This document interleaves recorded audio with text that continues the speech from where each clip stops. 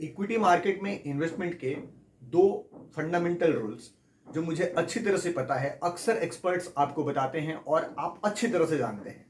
पहला कि invest regularly and remain invested for longer period, और दूसरा एसेट एलोकेशन रिलेटेड है कि buy when market is low and sell when market is high. But last time जब market नीचे गया था तो आप शायद बाई नहीं कर पाए थे। नॉट ओनली दैट, अभी जब मार्केट वोलेटाइल है, अप एंड डाउन कर रहा है, तो आप थिंकिंग मोड में है इन्वेस्ट करूं या ना करूं। ये वीडियो आपके लिए है। इस वीडियो में मैं आईसीआईसीआई प्रूडेंशियल का बूस्टर एसटीपी के माध्यम से आपका ये डिलेमा क्लियर करने वाला हूं कि आप जब इस थिंकिंग मोड में है कि इन्वेस्ट करूं या ना करूं तो आपको क्या करना चाहिए, किस तरह से इन्वेस्टमेंट के प्रोसेस को ऑटोमेशन में डाल करके आप इसका बेनिफिट ले सकते हैं और आप डिलेमा से बाहर निकल सकते हैं। वीडियो को अंत तक देखिएगा।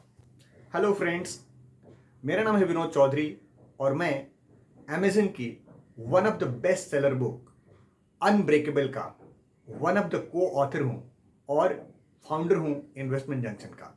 तो चलिए वीडियो को शुरू करते हैं।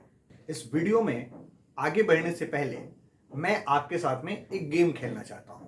गेम कुछ इस तरह से है कि अपने दोनों हाथों को ऐसे लेना है और 1 2 3 कहने पर इसे लॉक करना है इस तरह से। तो आइए मैं आपके लिए करके देखता हूं। 1 2 3। अब देखिए कि जब मैं अपने हाथ को लॉक कर रहा हूं तो मेरा ये लेफ्ट हैंड का जो थंब है वो ऊपर आ रहा है। अब मुझे करना ये है कि ये लेफ्ट हैंड का जो थंब ऊपर आ रहा है इसको नीचे करना है और इसको ऊपर करना है। तो चलिए इसको फिर से रिपीट करते हैं। 1 2 3। आप देख रहे हैं कि मैं एक छोटा सा प्रयास, मैंने ऑटो मोड में डिफॉल्ट सेटिंग में मैं जब भी अपने हाथ को लॉक कर रहा हूं तो डिफॉल्ट सेटिंग में मेरा ये लेफ्ट हैंड का अंगूठा ऊपर आ रहा है और राइट हैंड मेरा नीचे जा रहा है। इसको जब चेंज करना है, छोटा सा काम है, तो मुझे सोचना पड़ रहा है और कई बार ये हो नहीं रहा है। तो इसी तरह से इन्वेस्टमेंट भी जब आपको सोचना पड़ता है कि करूं या ना करूं तो अक्सर इसमें जो है आपको बोधरेशन महसूस होता है और आप ये काम डिले कर जाते हैं या प्रोक्रेस्टिनेशन में आप डाल देते हैं। लेकिन जब यही चीज ऑटोमेशन में डाल दिया जाए तो आपको अपना ये डिलेमा या आपका जो प्रोक्रेस्टिनेशन है उसको आप एलिमिनेट कर पाएंगे। बूस्टर एसटीपी कुछ ऐसा ही प्रयास है आईसीआईसीआई प्रूडेंशियल म्यूचुअल फंड्स की तरफ से। मैंने वीडियो की शुरुआत में 2 बातें जो बताई थी कि रेगुलर इन्वेस्ट करना और लॉन्गर टर्म तक इन्वेस्टेड रहना, इसके लिए हम लोग क्या करते हैं, हम लोग या तो एसआईपी करते हैं, रेगुलरली अपने बैंक से पैसा डेबिट होता है और म्यूचुअल फंड के अकाउंट में जमा होता है, इसको हम लोग एसआईपी करते हैं, या फिर एसटीपी करते हैं, किसी डेट फंड में पैसा को पार्क कर दिया, वहां से रेगुलरली हमने इन्वेस्टमेंट किया किसी इक्विटी फंड में। तो ये रेगुलर इन्वेस्टमेंट का तरीका है। अब एसेट एलोकेशन वाली जो बात है कि buy when market is low and sell when market is high, इसके लिए हम लोग कुछ कर नहीं पाते हैं ऑटोमेशन पे। तो ये बूस्टर एसटीपी का जो चीज है वो कुछ ऐसा ही है जिसमें ऑटो मोड में आप बाई हाई माने ज्यादा क्वांटिटी में कर पाएंगे जब मार्केट लो होगा, और जब मार्केट हाई होगा तो आप लोअर क्वांटिटी में बाइंग करेंगे। ये ऑटो मोड में कैसे होता है, इस चीज के लिए मैं आपको कंप्यूटर स्क्रीन पे लेकर के चलता हूं और वहां पे हम लोग इस चीज को डेमोन्स्ट्रेशन में देखते हैं कि किस तरह से इसको किया जा सकता है। और चलिए देखते हैं ऑटोमेशन किस तरह से किया जा सकता है। यहाँ पर आप ये जो सीन देख रहे हैं कि स्टेडियम में एक बैट्समैन जो है वो पावर प्ले मोड में क्रिकेट को खेल रहा है। तो पावर प्ले मोड में अगर आप हर बॉल में छक्के और चौके लगा पाएं तो कितनी अच्छी बात है, कितना अच्छा स्कोर कर पाएंगे। सिमिलरली इसी तरह का कोशिश जो है वो बूस्टर एसटीपी के थ्रू आईसीआईसीआई प्रूडेंशियल ने आपको देने की कोशिश किया है। जैसा कि मैंने 2 ऑप्शन बताया था कि invest regularly and remain invested for long term, और दूसरा ऑप्शन जो है वो ये है कि जो वैल्यूएशन लो हो तो वहां पे हम ज़्यादा इन्वेस्ट कर पाएं और जब एक्सपेंसिव हो तो कम इन्वेस्ट कर पाएं, ऐसा ऑप्शन हो। तो बूस्टर एसटीपी जो है वो कुछ ऐसा ऑप्शन आपको देता है। अब यहाँ पर एक एग्जाम्पल दिखाया गया है कि किसी ने अगर पीरियडिक सेम टाइप का इन्वेस्टमेंट किया कि हम 10,000 रुपया मंथली इन्वेस्टमेंट कर रहे हैं, तो वो इस तरह से कुछ दिखेगा कि एसटीपी में नॉर्मली यही होता है कि आप रेगुलर इन्वेस्टमेंट करते हैं। लेकिन अगर यही चीज यहाँ पर आप देख सकते हैं कि एक ग्राफ दिखलाया गया है, ये जो ब्लू कलर का आप ग्राफ देख रहे हैं ये सेंसेक्स का ग्राफ है, और ये जो बार देख रहे हैं आप, ये ऑरेंज कलर का जो बार है वो मंथली इंस्टॉलमेंट का बार है। यहाँ पर आप देख सकते हैं कि जितना बार ये सेंसेक्स का ग्राफ नीचे गया है उतना बार ये बार जो है वो ऊपर गया है, यानी कि इन्वेस्टमेंट आप ज़्यादा कर पाए हैं। और जैसे जैसे ये सेंसेक्स का ग्राफ ऊपर गया है वहाँ पे आप देख रहे हैं ये ऑरेंज वाला जो बार है वो नीचे जा रहा है। तो इससे समझ में आ रहा है कि इक्विटी मार्केट जब एक्सपेंसिव दिख रहा है तो इन्वेस्टमेंट कम हो रहा है, और जब इक्विटी मार्केट अट्रैक्टिव दिख रहा है वैल्यूएशन में तो वहाँ पे ये इन्वेस्टमेंट हो रहा है। आगे चल करके हम आपको ये भी बताएंगे कि ये अट्रैक्टिव किस तरह से कैलकुलेट किया जाएगा और मार्केट एक्सपेंसिव है ये किस तरह से जज किया जाएगा। यहाँ पर एक कहानी बताते हैं 3 कलीग्स की। इनको मान लीजिए कि एक बोनस मिला है 12 लाख रुपए का, और मिस्टर अजय, मिस बबीता और मिस्टर चंदन, ABC, ये 3 लोग जो है इस पैसे को इन्वेस्ट कर रहे हैं। तो अजय ने किस तरह से इन्वेस्ट किया, बबीता ने किस तरह से इन्वेस्ट किया और चंदन ने किस तरह से इन्वेस्टमेंट किया, इसको हम लोग एक बार देखते हैं। अजय ने उसको नॉर्मल एसटीपी किया शॉर्ट ड्यूरेशन के लिए कि भाई मेरे पास इतना वक्त नहीं है देखने का, छोटा सा ड्यूरेशन में इसको जल्दी से नक्की करते हैं। और ये महीना था जनवरी 2019 का, जब इन्होंने इसे एसटीपी के थ्रू 12 महीनों में इसको डिप्लॉय करने का निर्णय लिया, और ये 12 लाख रुपया इन्होंने इन्वेस्ट किया। अब बबीता मैडम ने क्या किया कि ये लॉन्ग ड्यूरेशन के लिए एसटीपी करती हैं, लेकिन ये भी अमाउंट को सेम रखती हैं। इन्होंने 12 लाख रुपए को 36 महीने में स्प्लिट करके इन्वेस्टमेंट किया। तो आप देख सकते हैं कि इनका एसटीपी जो है वो सिमिलर अमाउंट का 36 महीने तक चलता है, और इनका भी शुरुआत जनवरी 2019 से ही हुआ है। और मिस्टर चंदन ये थोड़ा स्मार्ट प्ले करते हैं, और इन्होंने सोचा कि क्यों ना हम वेरिएबल अमाउंट एसटीपी के थ्रू इन्वेस्टमेंट करें, जो कि बूस्टर एसटीपी का मैंने अल्टीमेट योजना है कि उसी तरह से इन्वेस्टमेंट करेगा। तो ये जनवरी 2019 में शुरू तो करते हैं, इनिशियल इन्वेस्टमेंट इनका कम होता है, और 2020 जैसा कि हम लोगों ने विटनेस किया कि 2020 में कोविड सिचुएशन के दौरान मार्केट में एक शार्प करेक्शन हम लोगों ने 40% का देखा था। उस दौरान इनका एसटीपी का अमाउंट बढ़ जाता है और ज़्यादा एलोकेशन कर पाते हैं। तो अब देखिए इन तीनों दोस्तों की जो कहानी है वो कहाँ पे खड़ी होती है, किसको कितना रिटर्न मिलता है। मिस्टर अजय, जिनको 12 लाख रुपया इन्वेस्ट करके 12.5% के रिटर्न के साथ इनके पैसे बनते हैं 17,93,000, और बबीता मैडम का 11.9% यानी कि लगभग 12% के रिटर्न के साथ में ये मैंने लॉन्गर ड्यूरेशन का एसटीपी करती हैं। तो 2022 में इनका पैसा जो है वो 17,63,000 रुपया होता है। और वहीं पे मिस्टर चंदन ने जो कि बूस्टर एसटीपी का रूट अपनाया था, तो इनका पैसा जो है वो लगभग 20% के सीएजीआर रिटर्न के साथ में 22,14,000 रुपये खड़ा होता है। अब देखते हैं कि ये कैसे संभव है कि भाई बूस्टर एसटीपी में हम कैसे इन्वेस्ट करें और किस तरह से अपने डिलेमा को एलिमिनेट कर पाएं कि अभी हम मार्केट में इन्वेस्ट करें कि ना करें, अभी इन्वेस्टेड रहना ठीक है या नहीं रहना ठीक है। ठीक है, इस डिलेमा को क्लियर करने के लिए हम लोग इसका सहारा ले सकते हैं। अब थोड़ा सा समझते हैं कि भाई लॉजिक और इमोशन में क्या फर्क है। लॉजिक ये बोलता है कि buy when market is low and sell when market is up, ये लॉजिक बोलता है। लेकिन इमोशनली होता क्या है? इमोशनली हम लोग वही करते हैं जो हमें नहीं करना है। और वो ऐसा क्यों होता है? देखिए, जो ईसीजी का ग्राफ होता है वो हमारे इमोशन का ग्राफ होता है। जैसा हम सोचते हैं, जैसे हमारे मन में इमोशन क्रिएट होते हैं, उसके हिसाब से हमारा ईसीजी का ग्राफ ऊपर या नीचे जाता है। जब हम ज़्यादा डरे हुए रहते हैं या ज़्यादा एक्साइटेड रहते हैं तो हमारा ईसीजी का ग्राफ जो है वो अलग तरीके से आएगा। जब हमारा माइंड शांत रहता है तो उस समय हमारा ईसीजी का ग्राफ जो है वो कूल एंड शांत टाइप का आएगा, उसमें वाइब्रेशन उतना ज़्यादा नहीं देखने को मिलता है। एग्जैक्टली जो मार्केट का मूवमेंट है वो एक तरह से कह सकते हैं कि ये एक कलेक्टिव ईसीजी का ग्राफ है, जहां पर कि कलेक्टिव जो सोच आती है जैसी वैसा ये ग्राफ बनता है। अब यहाँ पे आप देख सकते हैं कि मार्केट जब लो में होता है तो और मार्केट जब धीरे धीरे ऊपर की तरफ उठना शुरू करता है तो लोगों के मन में जो है ऑप्टिमिज्म आता है, उम्मीद की किरणें जागती हैं और लोग जो है वो इन्वेस्टमेंट करना शुरू करते हैं और मार्केट एक लेवल पे जाने के बाद से थोड़ा सा एक्साइटमेंट आने लगता है, लोगों को उत्साह आने लगता है और उत्तेजना होने लगती है, मार्केट में थोड़ा सा हलचल आने लगती है। और वही जब मार्केट एक थोड़ा सा हाई बनाता है तो रोमांच पैदा होता है कि भाई मार्केट में और ज्यादा इन्वेस्टमेंट करना चाहिए। और रोमांच के बाद एक ऐसा सिचुएशन आता है कि जब मार्केट काफी अच्छा मोमेंटम में है और अच्छा ऊंचाइयों को छू रहा है तो एक यूफोरिक सिचुएशन क्रिएट होता है, उत्साह का सिचुएशन क्रिएट होता है। और जब उत्साह का सिचुएशन क्रिएट होता है, मार्केट में चारों तरफ ही माने वातावरण अच्छा है, तब मन में कहीं ना कहीं डर भी लगने लगता है कि मार्केट अच्छा तो चल रहा है, लेकिन क्या ये मार्केट हमेशा ऐसे चलेगा? और ये एंजाइटी मन में आती है और ये कलेक्टिव होता है। देखिए, एक व्यक्ति के मन में ऐसा विचार आता है, उससे कुछ प्रभाव नहीं पड़ता है, लेकिन पूरे मार्केट में अगर इस तरह का माने फील आने लगता है तो उसका इफेक्ट जो है वो क्रॉस टोटल मार्केट के इफेक्ट जो है वो हमको ग्राफ में दिखने लगता है। और जब एंजाइटी आती है उसके बाद से क्या होता है कि हमको इनकार करने लगते हैं मार्केट में इन्वेस्ट करने से, या फिर हमको लगता है कि नहीं इन्वेस्ट करना माने ठीक नहीं है। फिर उसके बाद से मन में डर पैदा होने लगता है कि नहीं मार्केट गिर सकता है।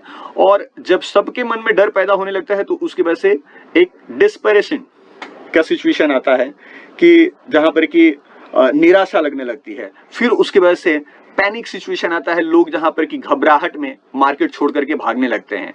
फिर उसके बाद से कैपिचुलेशन का सिचुएशन आता है जहां पर कि लोग एकदम समर्पण कर देते हैं कि भाई अब कुछ होने वाला नहीं है, जो है छोड़ दो इसको। फिर उसके बाद से डिस्पोडेंसी का एक सिचुएशन आता है जहां पर कि मायूसी छा जाती है मार्केट में और कहीं पे कुछ नहीं दिखता है। और ऐसा जब सिचुएशन आता है तो हम कहते हैं कि मार्केट में मंदी छा गई, मतलब खरीदार दिखते ही नहीं है मार्केट में।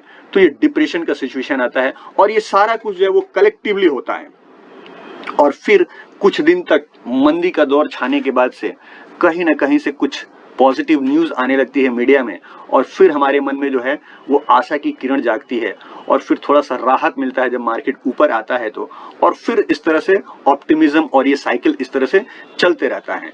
तो ये साइकिल जो है वो हमारे इमोशंस की वजह से आता है मार्केट में, लेकिन लॉजिक ये बोलता है कि हमको इसका उल्टा काम करना है, जबकि हम वो नहीं कर पाते हैं। इसके लिए आपको बूस्टर एसटीपी करने की जरूरत है। अब ये डिसाइड कैसे करेंगे कि मार्केट कौन सा लेवल पे अट्रैक्टिव वैल्यूएशन पे है, कौन सा लेवल पे एक्सपेंसिव वैल्यूएशन पे है? इसके लिए आईसीसी प्रूडेंशियल ने एक कंसेप्ट डिजाइन किया है और सॉल्यूशन के तौर पर ये बूस्टर एसटीपी का कंसेप्ट आया है। और बूस्टर एसटीपी में एक चीज दिया गया है, मैं आपको आगे बता रहा हूँ। यहाँ पे थोड़ा सा मैं आगे इसको स्क्रॉल कर ले रहा हूँ कि यहाँ पे आप देखिए इक्विटी वैल्यूएशन इंडेक्स।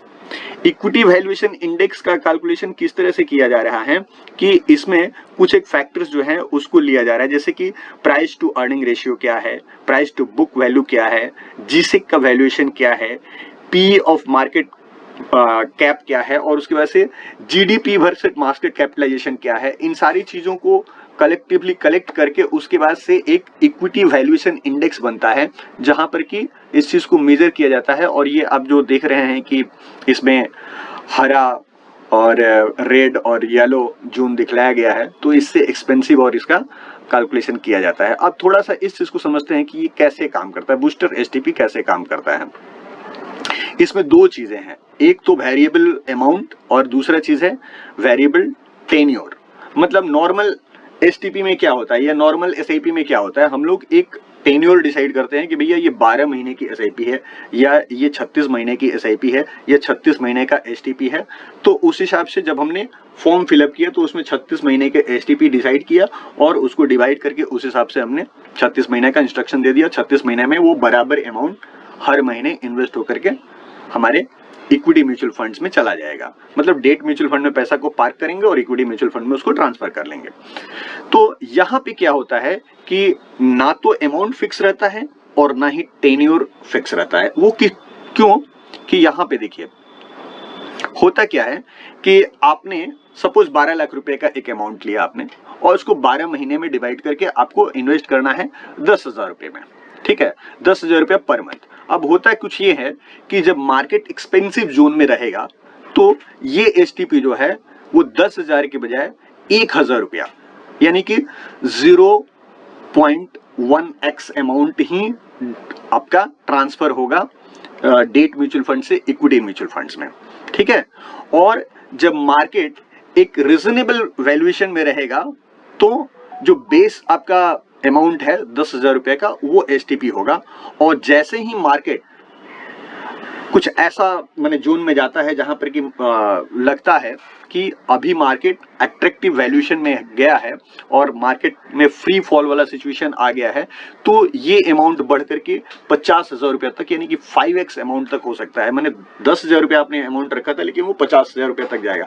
अब होता कुछ यूं है कि आपने 10,000 रुपए की एसटीपी के हिसाब से 12 लाख रुपए इन्वेस्टमेंट किया था कि वो 10,000 रुपए जाएगा, लेकिन जब ये अमाउंट 50,000 रुपए करके जाने लगा तो जल्दी ही पैसा खत्म हो जाएगा और ये पैसा जल्दी डिप्लॉय हो जाएगा। तो इस तरह से इसका टेन्योर भी फिक्स नहीं है। यही चीज यहाँ पे दिखाया गया कि 17 महीने का टेन्योर एवरेज में है, ठीक है, और 3 महीने में भी ये पैसा जा सकता है और 40 महीने भी लग सकते हैं, ठीक है। और तो पावर ऑफ बूस्टर एसटीपी क्या है? तो इसके 4 फायदे हैं। पहला तो ऐसे लोगों के लिए ये सॉल्यूशन के तौर पर है जिनके पास में लमसम पैसा है और उनको ये ऑप्टिमम स्ट्रेटेजी दे रहा है, इन्वेस्टमेंट स्ट्रेटेजी दे रहा है कि लॉन्ग टर्म तक आप उस पैसे को कैसे इन्वेस्टमेंट करें। तो लमसम पैसा अगर आप लेकर के बैठे हुए हैं और आप इन्वेस्टमेंट करने की सोच रहे हैं तो इस तरह से आप इन्वेस्टमेंट के लिए सोच सकते हैं। और दूसरा फायदा यह है कि बूस्टर एसटीपी में क्या है कि डायनामिक एलोकेशन होता है। मार्केट में जैसा ऊपर जाएगा तो कम होगा और नीचे जाएगा तो ज्यादा इन्वेस्टमेंट होगा। और तीसरा फायदा यह है कि change of instalment based on the market valuation, market valuation के अनुसार से आपका पैसा कम या बेसी इन्वेस्टमेंट होगा। और चौथा 10,000 का इंस्टॉलमेंट जो है वो मार्केट जब अट्रैक्टिव वैल्यूएशन में होगा तो 50,000 रुपए तक भी जा सकता है। ये चारों बेनिफिट जैसा कि मैंने आपको बताया वैसे ही यहाँ पे दिखाया गया है। अब जरा इस चीज को समझते हैं कि ये जो रेड जोन है, येलो जोन है और ग्रीन जोन है वो क्या है। यहाँ पे आप मार्केट का ग्राफ देख रहे हैं, ये जो ब्लैक डॉटेड लाइन है ये सेंसेक्स का ग्राफ है। और जब ये सेंसेक्स नीचे की तरफ गया हुआ है तो यहाँ पर आप देख सकते हैं ग्रीन जोन है, जहाँ पर कि एडवाइस ये किया जा रहा है कि एग्रेसिवली इन्वेस्ट कीजिए। और जब ये येलो जोन में है तो वो न्यूट्रल जोन है, वहां पर कि आपको इन्वेस्टमेंट न्यूट्रल रखने की जरूरत है, ना तो इन्वेस्ट करें और ना ही आप विड्रॉ करें। तो ये ग्राफ आपको 2005 से लेकर के मई 2022 तक का दिखलाया गया है। और जब रेड जोन में है तो वहां पे आपको प्रॉफिट बुक करना चाहिए, ऐसा दिखाया गया है। और यहाँ पे आप इक्विटी वैल्यूएशन इंडेक्स देख सकते हैं जैसा कि मैंने बताया। तो अब होता कुछ यूं है जैसा कि आपने पहले भी ग्राफ में देखा था कि जब जब मार्केट डिप कर रहा है तब तब आपका इन्वेस्टमेंट जो है वो बढ़ता चला जाएगा। यहाँ पे आप देख सकते हैं 2008 से 2009 का जो पीरियड था ये ग्लोबल सबप्राइम इशू वाला पीरियड था, जबकि मार्केट शार्पली करेक्शन लिया था। और वहां पे अगर कोई बूस्टर एसटीपी किया होता तो ये अमाउंट आप देख सकते हैं कि कितना ज्यादा माने 5x अमाउंट इन्वेस्टमेंट हुआ रहता। और अगर यही चीज 2005 से लेकर के 2022 तक रिपीट किया गया होता तो जितना बार मार्केट में डीप अपॉर्चुनिटी आया है, जैसे कि आप जुलाई 2011 से लेकर के 2013 का पीरियड आप देख रहे हैं, यहाँ पर भी एक बहुत प्रोलॉन्ग हम लोगों ने मार्केट का एक ऐसा लेवल देखा था जहां पर कि चीपर वैल्यूएशन में मार्केट अवेलेबल था। उस दौरान में भी ज्यादा पैसा इन्वेस्टमेंट किया गया है। अब सिनेरियो की एनालिसिस हम लोग कर लेते हैं कि 2008 में इनिशियल एसटीपी किया गया होता तो उसका वैल्यूएशन क्या आता।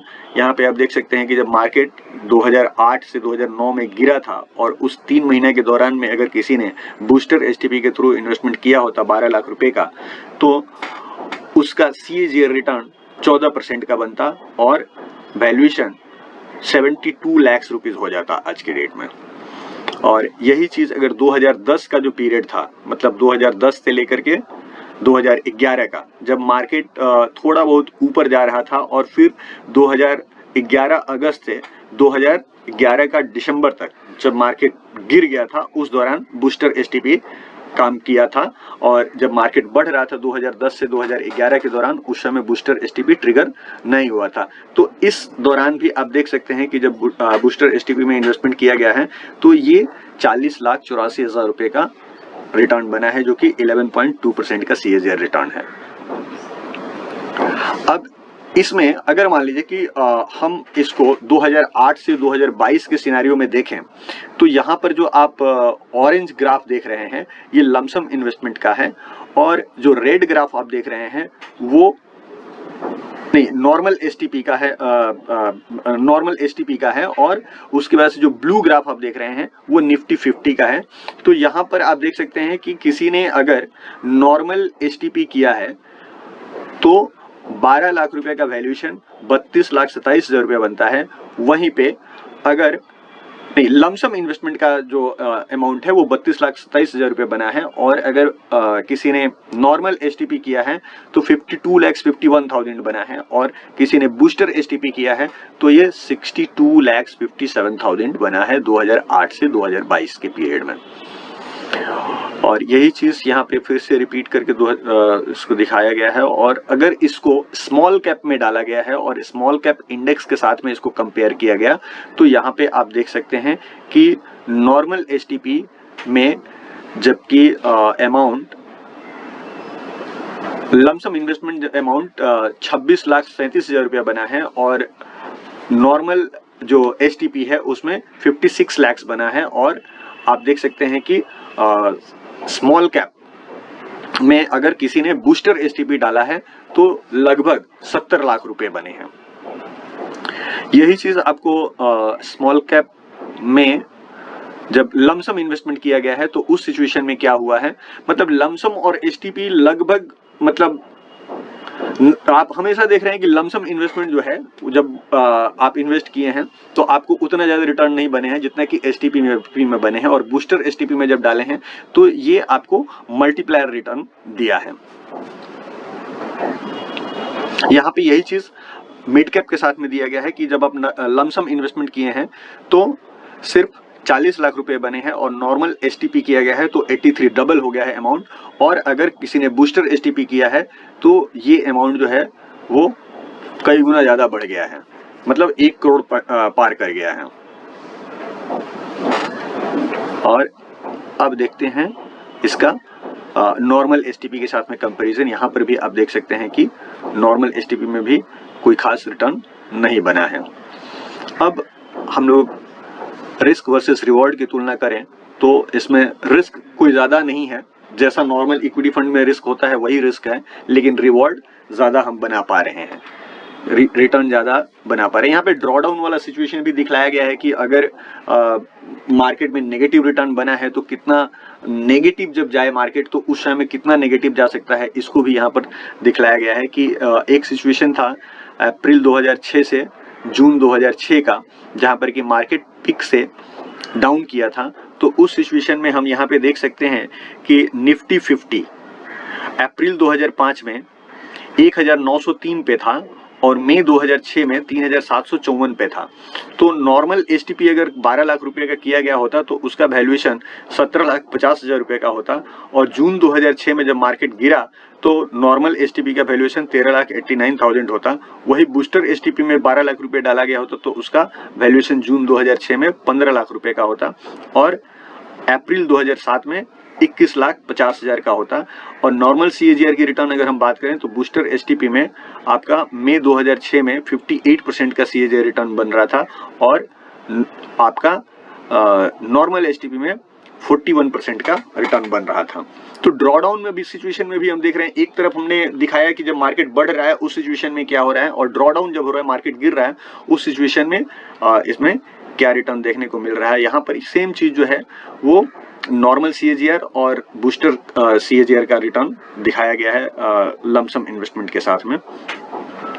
तो इसमें होता क्या है कि आप पैसा जो है वो एक सोर्स स्कीम में रख रहे हैं, और उसके बाद से ये पैसा जो है वो एसटीपी के थ्रू जब इन्वेस्टमेंट हो रहा है तो यहाँ पर आप देख सकते हैं कि पोटेंशियल परफॉर्मेंस का एक रिटर्न दिखलाया गया है कि निफ्टी 50 इंडेक्स में अगर आप इन्वेस्ट करते हैं, निफ्टी 500 इंडेक्स के साथ में इसको कंपेयर करते हैं, और निफ्टी स्मॉल कैप 250 के साथ में इसको रिटर्न को कंपेयर करते हैं तो बूस्टर एसटीपी का एवरेज रिटर्न यहाँ पर दिखलाया गया है 2010 से 2022 तक का रिटर्न की निफ्टी इंडेक्स 50 में अगर किसी ने रिटर्न इन्वेस्टमेंट किया है तो 11.9% का रिटर्न बना है, नॉर्मल एसटीपी में 9.8% का रिटर्न बना है और किसी ने लमसम इन्वेस्टमेंट किया है तो 10.3% का रिटर्न बना है।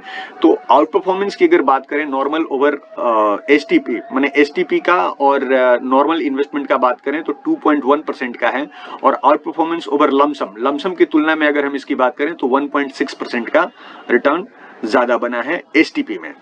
ये लमसम वर्सेस एसटीपी का कंपैरिजन बताया गया है। अब अगर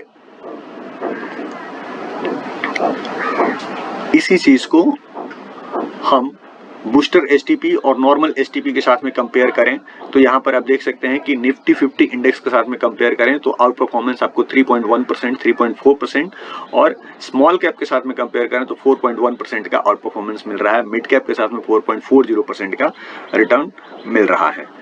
यही चीज यहाँ पर रिपीट करके दिखलाया गया। अब ये देखते हैं कि यहाँ पर एलिजिबल स्कीम्स कौन कौन से हैं।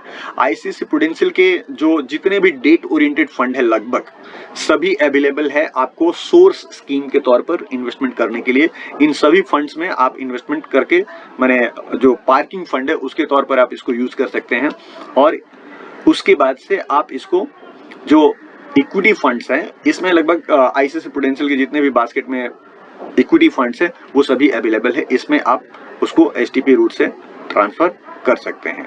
अब सोर्स स्कीम में आप कौन सा स्कीम चूज करेंगे जो ज्यादा अच्छा रहेगा, यहाँ पर दिखाया गया है कि अगर आप इक्विटी सेविंग्स फंड को चूज करते हैं तो इक्विटी सेविंग्स फंड एक ऐसा फंड है जिसका टैक्सेशन इक्विटी का है और रिस्क की तुलना में अगर रिटर्न की बात करें तो यहाँ पे रिस्क कम हो जाता है क्योंकि इसमें डेरिवेटिव्स भी यूज किया जाता है और ये हाइब्रिड कैटेगरी का फंड है।